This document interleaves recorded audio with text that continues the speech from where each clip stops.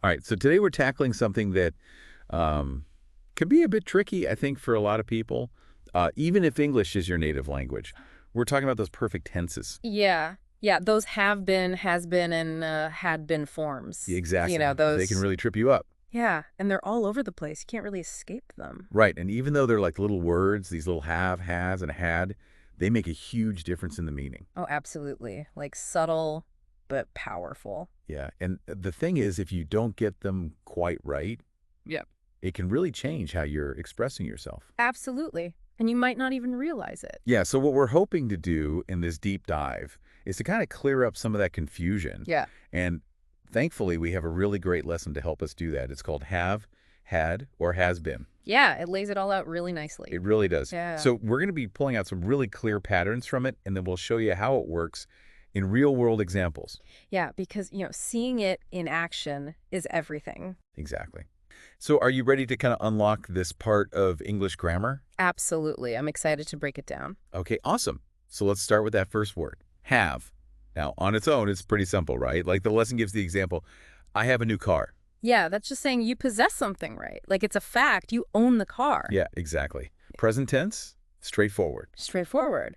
But then things get a little more interesting when have becomes like a helper verb. Right, an auxiliary verb. Yeah, like it's teaming up with another verb to create a whole new tense. And the lesson really highlights this idea of have being used to form the present perfect tense. Yeah, and that's where things can get a bit fuzzy for people. Yeah, I know. I sometimes struggle with it. So, like, let's say you have the sentence, I have gone to that show already. Okay. Now, have is helping that main verb gone. Right. But how is that different from just saying, I went to that show? Okay, so that's the key difference between present perfect and simple past. Yeah. And you're right, it can be confusing. But with present perfect, using that have gone, it's connecting the past action to the present. Okay. So when you say, I have gone to that show already, it's like saying, yeah, that experience of going is part of my life up to this point. Hmm. It might even be influencing my decisions now, like maybe I wouldn't go see it again. I see. But when you just say, I went to that show last week, it's just stating a fact in the past. It happened and it's done. Okay, so it's like with present perfect, there's this lingering effect. Yeah. It's still relevant now. Exactly. It's not just about the past, it's about how the past connects to now. I see. And the lesson gives another good example of this. I have skipped breakfast today, and now I'm hungry. Yeah, you can definitely feel that present consequence, right? Yeah. So skipping breakfast, that happened in the past, but the result, the hunger is being felt right now in the present. Exactly. The present perfect bridges that gap. It connects that finished action to the present state. Right, right.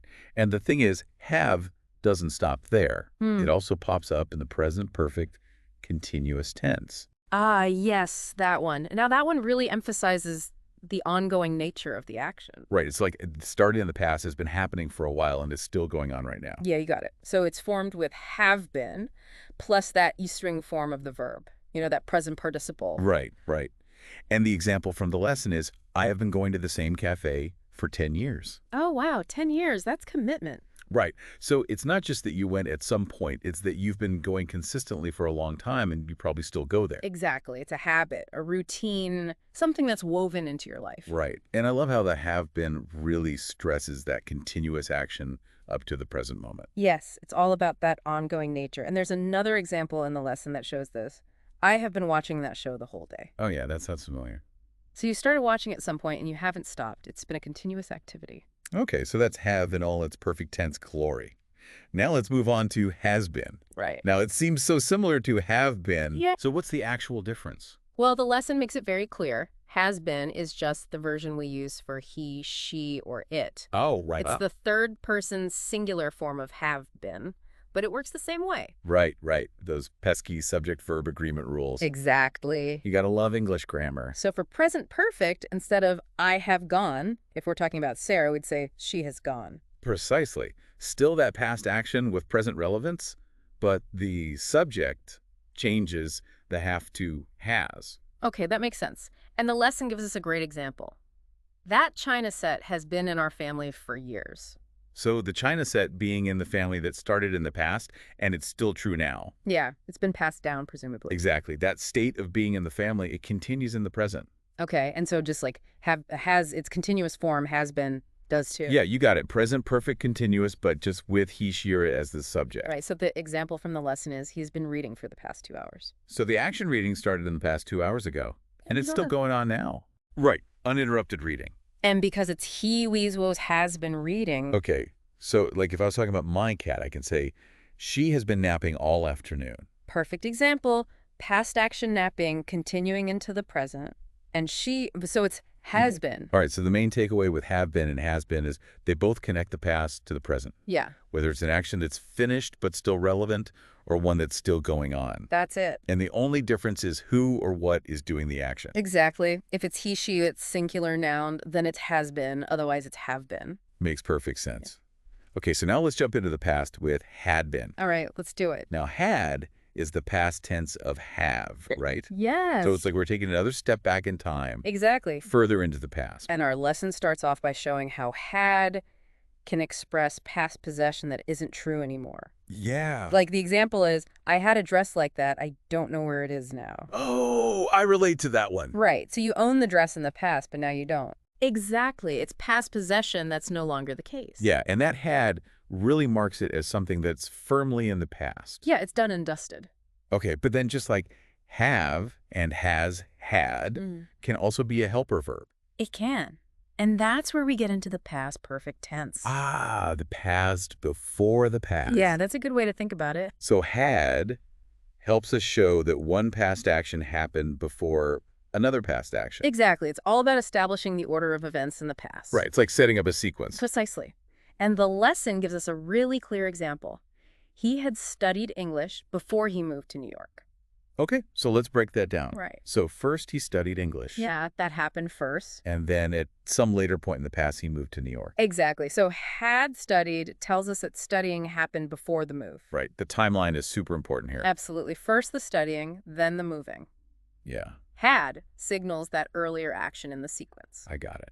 The lesson also gives us, I had gone to that school before I changed cities. Yeah, same structure. Going to the school happened first, then changing cities. Right. So past perfect is all about creating that chronological order when we're talking about the past. Yes, and that had plus past participle, that's the key to forming this tense. It's like a little flag saying, hey, this happened first. Exactly. It gives that sense of something being completed before something else. Okay, so then, just like the present perfect tenses have their continuous form, so does the past perfect. And that's where had been enters the scene. Yes. Had been is our tool for the past perfect continuous tense. Okay, now this one always trips me up. How is it different from just past perfect? Well, with past perfect continuous, we're talking about a past action that was already happening for a while before another past action happened. So it's like adding a sense of duration to that first action. Okay, so it's not just that it happened first, it's that it was ongoing for a period of time before the second action. Yeah, you got it. And the example from the lesson really illustrates this well. He had been waiting there for more than 2 hours when she finally arrived. Okay, so let's analyze that one. So first he was waiting. Yes, and not just waiting, he had been waiting. It was ongoing. Right, and it wasn't a quick wait. It was for more than 2 hours. Yeah, and all that waiting happened before she finally arrived. Okay, so that had been waiting really emphasizes that extended period of waiting. Exactly. It highlights that continuous activity leading up to the other past action. It's like present perfect continuous, but everything is in the past. Precisely. It's like a continuous action movie, but set in the past. I love that analogy. So had been is our go-to for showing a continuous action that happened before something else in the past. You got it. So to sum it up, have been and has been, they link the past to the present. And had been takes us deeper into the past, showing an ongoing action that preceded another past event. Right, so it's all about establishing those timelines. It is. And, mastering these forms can really elevate your English. Oh, absolutely. It allows you to be much more precise and nuanced with your language. Yeah, you can express those subtle differences in time and sequence that really make a difference. Exactly. So let's do a quick recap just to solidify everything. Okay, sounds good. Have and has. Those are our present tense forms. They show a connection to the present. Right. And we use have for everything except he, she, or it, in which case we use has. Exactly. And then had. That's our past tense form. Yeah. It shows that something happened before another event in the past. Precisely. It's all about that past time frame. So they're like our little time markers. They are. Little but mighty. Yeah. And what's really cool is now that you've learned all this, you're going to start noticing these forms everywhere, Oh, yeah. like in books, articles, conversation, you name it. Absolutely. And it can be a fun little exercise to try to figure out why a certain form was used. Yeah, like play detective. Exactly. See if you can spot that connection to the present or that sequence of past events. Yeah, and once you start noticing it, you'll realize how much these little words really impact the meaning. Oh, yeah, it's all about those subtle choices that make a big difference. Exactly. And it's a fun way to really deepen your understanding of how English works. Absolutely. So next time you're reading a news article or listening to someone tell a story, just pay attention to those have been, has been, and had been forms. Yeah, see how they shape the narrative and the timeline.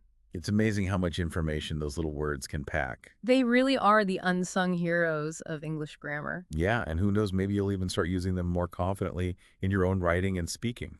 That's the goal, Yeah. to not just understand them, but to wield them with precision. Exactly. And that's what makes language so fascinating, right? It's these little details that can completely change the way we express ourselves. Absolutely. It's all about those nuances. All right, well, that was a deep dive into the world of perfect tenses. We hope you found it helpful and maybe even a little bit fun. Yeah, and remember, keep an eye out for those have been, has been, and had been forms. They're everywhere. They are. All right, until next time, happy grammar sleuthing. Happy sleuthing.